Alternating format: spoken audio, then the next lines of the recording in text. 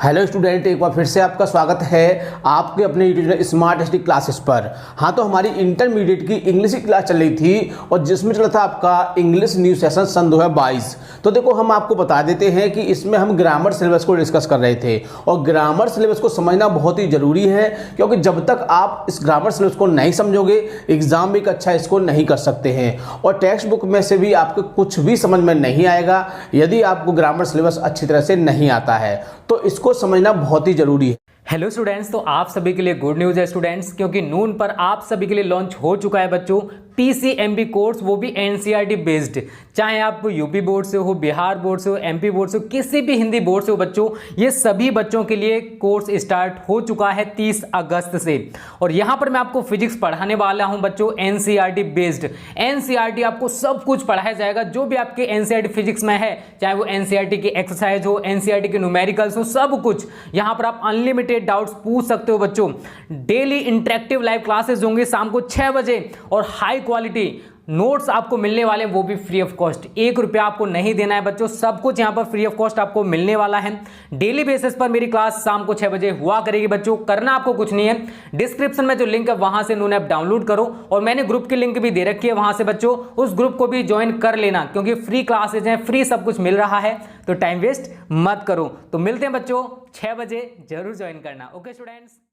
तो देखो, मैं आपको बता देता हूं कि ग्रामर सिलेबस के अंदर मुख्य रूप से 4 चीजें आती हैं देखा जाए तो। जिसमें पहला होता है आपका डायरेक्ट इनडायरेक्ट, दूसरा होता है इसमें आपका ट्रांसफॉर्मेशन, तीसरा सिंथेसिस और चौथा होता है आपका सिंटैक्स। तो देखो, 3 पॉइंट आपके कंप्लीट हो चुके हैं और इस समय आपका चौथा पॉइंट चल रहा है सिंटैक्स। बहुत ही अच्छा पॉइंट है और देखो, मैं आपको बता देता हूं कि ये जो टॉपिक है तुम्हारी लाइफ के लिए बहुत ज़्यादा महत्वपूर्ण है। इस बात को हम हर वीडियो में कहते हैं क्योंकि हम आपको बताते हैं, क्योंकि इस टॉपिक के माध्यम से आप अपने जीवन को बहुत ही अच्छा बना सकते हैं। क्योंकि आफ्टर इंटरमीडिएट जब आप किसी कंपटीशन में बैठोगे तो आपको यही टॉपिक दिखाई देगा सबसे ज़्यादा, सिंटैक्स।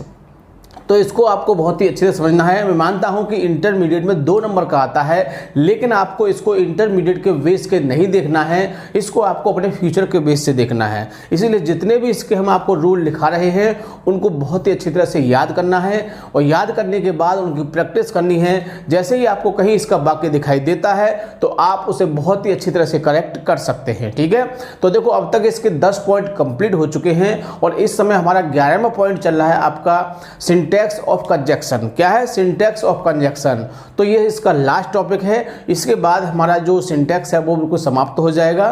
तो आज हम इसका दूसरा पार्ट डिस्कस करेंगे, इसके बाद इसके 1-2 पार्ट और आएंगे और ये टॉपिक समाप्त हो जाएगा और कहा जाए तो आपका सिंटैक्स भी समाप्त हो जाएगा। ठीक है, तो बहुत ही अच्छी तरह से इसको समझना है। काफ़ी समय से टॉपिक चल रहा है, आप बोर हो रहे होंगे, ठीक है, लेकिन आपको बोर नहीं होना है। आपको यही सोचना है कि ये जो टॉपिक है हमारे फ्यूचर के लिए बहुत ज़्यादा बेनिफिट है। क्योंकि मान लो इसमें आपने 20 दिन 30-15 दिन इसमें आपको ख़राब कर दिए, लेकिन कोई नुकसान वाली बात नहीं है, क्योंकि ये जो टॉपिक बहुत ही बढ़िया है। ठीक है, तो आज का टॉपिक बहुत ही बढ़िया है जिसे आपको बहुत ही अच्छे से समझना है। तो हम कंजक्शन का दूसरा पार्ट आपको प्रोवाइड करेंगे।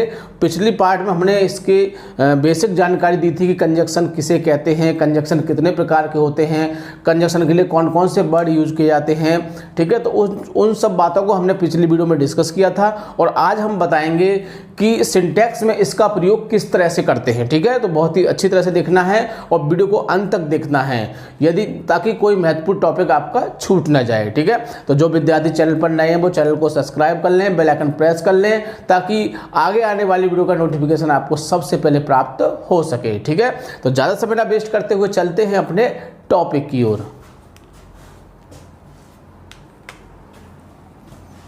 क्लास 12th इंग्लिश, यानी कि 12th क्लास की इंग्लिश की क्लास चल रही थी और जिसमें चला था आपका इंग्लिश न्यू सेशन सन 2022।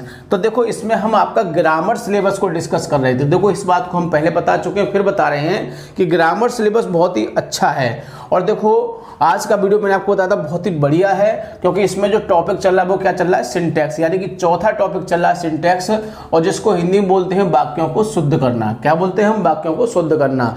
तो मैं एक बात मैं कह सकता हूं कि वाक्यों में कुछ क्या दी होती है, कुछ गलतियां दी होती हैं, उन गलतियों को सही करना क्या कहलाता है, सिंटैक्स कहलाता है। तो देखो हमने आपको बताया था कि इसमें छोटे बड़े आपके 11 तरीके होते हैं सिंटैक्स को समझने के, और प्रत्येक टॉपिक के अंदर 6 से 7 या 8 से 10 रूल होते हैं। तो बहुत ही बढ़िया तरह से इन रूलों को आपको याद करना है। मैं मानता हूं कि आपके 17-80 रूल टोटल हो जाएंगे, लेकिन आपको परेशान नहीं होना है। इन रूलों को माइंड में ऐसा रख लेना है जैसे कि बाकी आप समय आने पर इनको देख सकें, ठीक है। बहुत ही बढ़िया तरह से आपको याद करना है। तो मैंने आपको बताया था कि आज का जो टॉपिक है बहुत ही बढ़िया है, सिंटैक्स ऑफ कंजक्शन, यानी कि इसका हम दूसरा पार्ट, सेकंड पार्ट डिस्कस करेंगे। एक पार्ट हम आपको प्रोवाइड कर चुके हैं, तो मैंने आपको बताया था उस पार्ट में क्या था। उस पार्ट में हमने आपको कंजक्शन की बेसिक जानकारी दी थी, क्योंकि जब तक आपको कंजक्शन की बेसिक जानकारी नहीं होगी आप इसको नहीं समझ सकते हैं, क्योंकि ये जानकारी होनी चाहिए कि कंजक्शन कौन कौन से होते हैं और किसका मतलब क्या होता है। वैसे हम इस चीज़ को आपको, जब हमने आपको कंपाउंड और कॉम्प्लेक्स कराए थे तो हमने सारे कंजक्शन आपको बताए थे, विद पार्ट बताए थे कि कोऑर्डिनेटिव कंजक्शन होते हैं वो कितने प्रकार के होते हैं, सबऑर्डिनेटिव कितने प्रकार के होते हैं। तो इन सब बातों को हमने बहुत ही अच्छी तरह से विस्तार से डिस्कस किया था। आपने उसको देखा होगा, नहीं देखा है तो प्ले लिस्ट में जाके आप उसको देख सकते हैं, ताकि टॉपिक आपका अच्छी तरह से क्लियर हो सके। तो देखो इस पार्ट में हम देखो 7 रूल को डिस्कस करेंगे और बहुत ही अच्छी तरह से रूल को समझना है। तो नोट में देख लेते हैं क्या है। वाक्यों में कुछ गलतियां दी होती हैं, उन गलतियों को सही करना सिंटैक्स कहलाता है। तो समझ गए होंगे सिंटैक्स क्या होता है। काफ़ी समय से टॉपिक चल रहा है, आपके माइंड में बैठ गया होगा, और अभी एग्ज़ाम का कोई ऐसा वो नहीं है कि कब एग्ज़ाम कब होंगे, इसलिए आप टॉपिक को जो भी आपको पढ़ाया जाता है उसको आप बहुत ही बढ़िया तरह से पढ़ें और याद कर लें, लिख लिख के याद करें। और देखो हमने आपको बताया था कि जब 2 टॉपिक समाप्त हो जाते हैं तो इसकी हम एक्सरसाइज कराते हैं, लेकिन अब 11 नंबर टॉपिक है, लास्ट टॉपिक है। इसके बाद इसकी हम इसी की एक्सरसाइज कराएंगे, क्योंकि इसके भी काफ़ी रूल हो जाएंगे। यानी कि 3 बार में वीडियो 3 पार्ट में ही टॉपिक समाप्त हुआ है तो काफ़ी रूल हो जाएंगे। तो इसके बाद हम इसकी एक्सरसाइज कराएंगे। उसके बाद हम एक टोटल मिक्स एक्सरसाइज कराएंगे आपको। कैसी? यानी कि जितने भी हमने आपको 11 टॉपिक बताए हैं उन 11 टॉपिक के सेंटेंस हम एक साथ देंगे आपको, ताकि एग्ज़ाम में जब आएगा तो आपसे ये नहीं कहेगा कि पार्टिसिपल का दे दिया, कि कंजक्शन का दे दिया, या आपको नाउन या प्रोनाउन या एचबी का दे दिया, एमबी का दे दिया, ऐसा कुछ नहीं कहेगा। वो आपसे यही कहेगा करेक्ट। और करेक्ट का मतलब क्या है कि जो हमने आपको 11 इसके टॉपिक बताए हैं उसमें से ही आपको मिलेंगे देखने को। तो हम इसकी जो मिक्स एक्सरसाइज कराएंगे एक इसकी, तो उसमें हम 11 प्रकार के वाक्य देंगे और आपको पहचानना है कि ये किस टॉपिक से आपको मिला है वाक्य, किस टॉपिक से दिया गया है, क्योंकि जब भी तो आपको पता चलेगा अच्छी तरह से। तो उस वीडियो को देखना बहुत ही ज़रूरी है, ठीक है। तो देखो शुरू करते हैं वीडियो को, और रूल नंबर फर्स्ट देखते हैं। जब पहले वाक्य के शुरू में एज सून एज, यानी कि जो पहला वाक्य होता है, तो कहने का मतलब क्या है कि 2 वाक्य दिए होंगे। कितने वाक्य दिए होंगे? 2 वाक्य। तभी तो कहा गया है कि पहले वाक्य के, तो पहले वाक्य के शुरू में एज सून एज दिया हो तो दूसरे वाक्य को देन से नहीं जोड़ते हैं। तो बड़े ध्यान रखने की बात है, देन से नहीं जोड़ते हैं। कब? जब पहले वाक्य में एज सून एज दिया हो। तो मेरा कहने का मतलब है कि आपको क्या देखना है, आपको एज सून एज को देखना है, और जब एज सून एज दिखाई दे जाए तो जहां आपको देन दिखाई दे उस देन को हटा देना है, और देन के स्थान पर क्या लगाते हैं? कॉमा से जोड़ते हैं। उस देन को हटा देते हैं और फिर किससे जोड़ते हैं? दूसरे वाक्य को कॉमा से जोड़ते हैं। तो बात समझ गए होंगे। एक बार मैं फिर से इसको रिपीट कर देता हूं कि जब पहले वाक्य के शुरू में एज सून एज दिया हो तो दूसरे वाक्य को कॉमा से जोड़ते हैं, न कि देन से जोड़ते हैं। तो समझ गए होंगे। इसका दूसरा तरीका भी होता है, मैं आपको बता देता हूं कि जब वाक्य के शुरू में as soon as no sooner did दिया हो। क्या दिया हो? No sooner did, no sooner did दिया हो। तो कह सकते हैं कि जब वाक्य के शुरू में नो सूनर डिड दिया हो तो दूसरे वाक्य को हम देन से जोड़ते हैं, ना कि कॉमा से जोड़ते हैं। तो 2 रूल बन जाते हैं इसके, और दोनों रूलों को बड़े ध्यान से समझना है। कौन सी बात? एज सून एज आए तो कॉमा से, और नो सूनर डिड आए तो देन से जोड़ते हैं, ठीक है। तो दोनों ही बातें याद रखनी हैं। तो दूसरा तरीका इसका क्या है कि नो सूनर देन में बदलकर वर्ब की फर्स्ट फॉर्म में बदलकर दूसरे वाक्य को देन से जोड़कर बना सकते हैं। तो मैं दोनों ही बातें आपको क्लियर कर दी हैं, और ये दोनों ही सेंटेंस आ सकते हैं एग्जाम में। यानी कि एज सून एज वाला भी आ सकता है और नो सूनर डिड वाला भी आ सकता है। जब एज सून एज दिया हो तो कॉमा का प्रयोग करना है और नो सूनर डिड दिया हो तो देन का प्रयोग करना है। दोनों ही बातें क्लियर कर दी हैं। एग्जाम्पल देख लेते हैं ताकि टॉपिक हमारा जो हमने रूल लिखाया है वो क्लियर हो सके। तो एज सून एज आ गया शुरू में, तो दूसरे वाक्य किससे जोड़ेंगे? कॉमा से जोड़ेंगे। As soon as the bell rang, जैसे ही घंटी बजी हमको क्या दिखाई दे गया? हमको देन दिखाई दे गया। क्या है? देन। तो हमने आपको बताया था कि देन को काट देते हैं और क्या करते हैं? कॉमा का प्रयोग करते हैं। The boys left the class. तो बहुत ही अच्छी तरह से समझ गए होंगे कि जब देन दिया हो और वाक्य के शुरू में क्या आ जाए? एज सून एज आ जाए तो उसे कॉमा में बदल देते हैं, ठीक है। और नो सूनर दिया हो तो वहां पर फिर देन का प्रयोग करते हैं। तो समझ गए होंगे आप। या तो आप इसको इस तरह से सही कर लीजिए, इसको बदल के, या फिर इसको बदल के। इसको बदलोगे तो यहाँ पर आपको ये फर्स्ट फॉर्म भी करनी पड़ेगी आपको, तो कुछ ज़्यादा ही काम हो जाएगा। लेकिन मैं आपको बता देता हूँ कि यदि हम इसको नो सूनर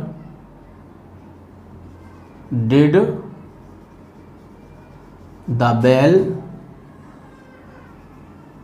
रिंग, ये फर्स्ट फॉर्म हो जाएगी और फिर आपका ये यहाँ से पूरा ये सही हो जाएगा। तो बात समझ गए होंगे। दोनों ही तरीके से आप इसको सही कर सकते हैं। दोनों ही तरीके मैंने आपको बता दिए हैं। रूल नंबर सेकंड देखते हैं। नाइदर के साथ नॉर, याद रखने की बात है, अक्सर इसका एग्जाम्पल आ जाता है। हो सकता है कि सन 2022 में आपको देखने को मिल जाए कि नाइदर के साथ नॉर और आइदर के साथ और आता है। समझ गए होंगे। नाइदर के साथ नॉर का प्रयोग करते हैं और आइदर के साथ और का प्रयोग करते हैं। दोनों ही बातें अपने माइंड में रखनी है और अक्सर इनके वाक्य आ जाते हैं और विद्यार्थी यही समझते हैं बिल्कुल सही है।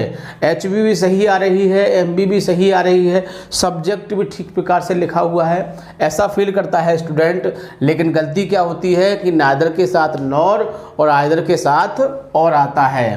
तो एग्जाम्पल देख लेते हैं। नाइदर आ गया, नॉर आना चाहिए, नाइदर ही, और क्या दिया है? और। तो क्या करोगे आप? इसको नॉर कर दोगे। आइदर टेक इट, अब देखो आइदर आ गया है तो क्या आएगा? और आएगा, ठीक। तो बहुत ही आसानी से करेक्ट कर सकते हैं। मैंने दोनों वाक्यों को बता दिया है, बस आपको रूल याद रखना है। मैं मानता हूं कि रूल यदि याद हो गया तो बहुत ही आसानी से आपका सेंटेंस करेक्ट हो जाएगा। रूल नंबर थर्ड देखते हैं। नॉट ओनली के साथ बट ऑल्सो। तो देखो ये कॉम्बिनेशन होते हैं कुछ कि नॉट ओनली के साथ बट ऑल्सो, नाइदर के साथ नॉर और आइदर के साथ और। यही हमारे उसमें आपके सिंटैक्स में आते हैं, ध्यान से देखना है, का प्रयोग किया जाता है। तथा नॉट ओनली का प्रयोग सब्जेक्ट के बाद किया जाता है। किसके बाद किया जाता है? सब्जेक्ट के बाद। यदि एचवी दी हो तो फिर एचवी के बाद करते हैं। तो ये बात भी ध्यान रखनी है आपको कि यदि वाक्य में एचवी दी है तो फिर इसका प्रयोग हम एचबी के बाद करेंगे, और जब एचबी नहीं है तो फिर इसका प्रयोग हम सब्जेक्ट के बाद करेंगे। सीधी सीधी बात है कि जब एचबी नहीं होगी तो ऑटोमेटिकली वो सब्जेक्ट के बाद ही आ जाएगा, ठीक है। तो मैं इस चीज़ को क्लियर कर दूंगा जब मैं एग्जाम्पल को बताऊंगा। तो ध्यान से देखना है। ही इज नॉट ओनली, देखो नॉट ओनली आ गई, ये हमारी एचबी है, नॉट के बाद आ रहा है नॉट ओनली। अब हमने बताया था कि जब एचबी ना हो तो किसके बाद करते हैं? सब्जेक्ट के बाद करते हैं। तो जब एच बी यहाँ से हट जाएगी तो ऑटोमेटिकली कहाँ आ जाएगा? वो सब्जेक्ट के बाद ही आ जाएगा। समझ गए होंगे आप। He is not only a fool but too दिया हुआ है। बट क्या दिया हुआ है? टू दिया हुआ है। और हमने क्या बताया था कि बट के साथ ऑल्सो का प्रयोग करते हैं, ये कट जाएगा और सेंटेंस आपका करेक्ट हो जाएगा। समझ गए होंगे आप। आगे अगला रूल देखते हैं, रूल नंबर 4।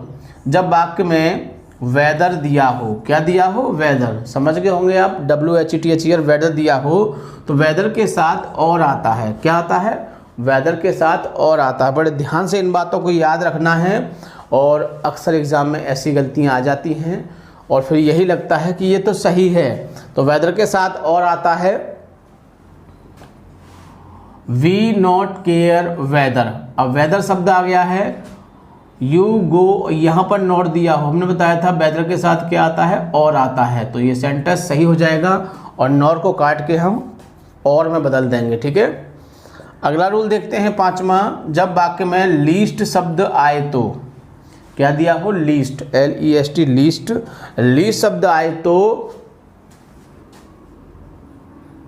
लीस्ट के बाद शुड का प्रयोग करते हैं। किसका प्रयोग करते हैं? शुड का। तो एक बात को ध्यान रखना है कि लीस्ट के बाद शुड का प्रयोग करते हैं, यही हमने लिखवाया है। लेकिन शुड का जो प्रयोग होगा वो किसके बाद होगा? वो सब्जेक्ट के बाद होगा, ठीक है। यानी कि लिस्ट के बाद जो सब्जेक्ट आता है उसके बाद शुड का प्रयोग करते हैं। यानी कि जहाँ पर आपकी कोई मॉडल वर्ब या फिर कोई एचवी दी होगी उसके स्थान पर हम उसका प्रयोग करते हैं, ठीक है। तो समझ गए होंगे आप इस बात को। ऐसा नहीं करना है आपको कि लिस्ट के बाद ही आपको शुड को लगा देना है। तो वॉक केयरफुली लिस्ट, सावधानी से चलो, ऐसा ना हो कि यू, अब देखो ये सब्जेक्ट आ गया, हमने बताया लिस्ट के बाद तो बहुत से स्टूडेंट क्या करते हैं कि यहीं पर शुड लगा देते हैं। तो ये क्या है? रॉन्ग है, ये गलत है, यहाँ नहीं लगाना है। हमें जो चीज़ जहाँ लगानी है उसको उसी सही स्थान पर लगाना है। तो यहाँ मस्ट दिया है तो मस्ट को काट के हम शुड का प्रयोग कर देंगे, ठीक है। समझ गए होंगे।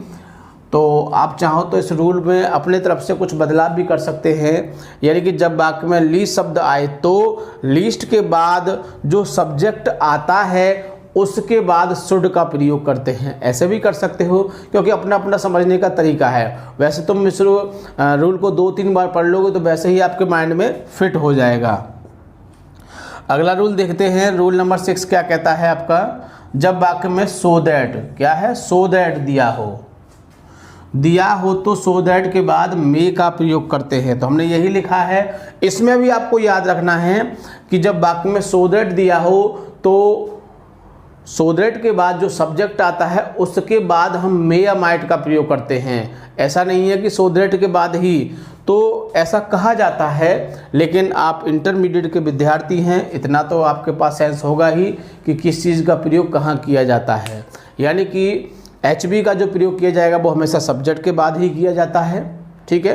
तो ये बात तो कॉमन है। तो इस तरह से इतना हमको डीपली जाने की ज़रूरत नहीं है कि हम यही लिखते कि जब सो दैट दिया हो तो सब्जेक्ट के बाद मे का प्रयोग करते हैं या माइट का प्रयोग करते हैं। हम यही कहा जाता है कि जब सो दैट दिया हो तो उसके बाद मे आता है, ठीक है। लेकिन आता कहाँ है ये तो आपको पता होगा, ठीक।